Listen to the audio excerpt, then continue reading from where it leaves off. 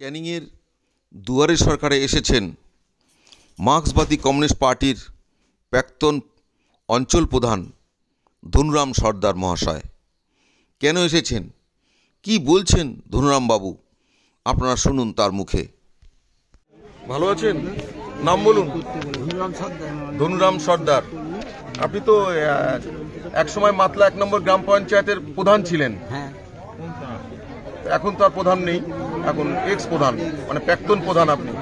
আজকের এই যে মমতা বন্দ্যোপাধ্যায়ের উদ্যোগে যে চারিদিকে এই যে দুয়ারের সরকারের যে চলছে, এত মানুষ দুয়ারের সরকারে এসে বিভিন্ন প্রকল্পের যে সুবিধা নিচ্ছে, এ বিষয়ে আপনার কি মতামত বলুন।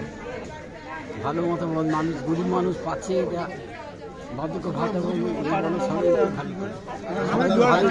আচ্ছা, আপনি কি বার্ধক্য ভাতা পান? না, আবেদন করেছেন? আবেদন করছি। ও আবেদন করার জন্য এসেছেন? আচ্ছা, আর এমনি রেশন পান তো?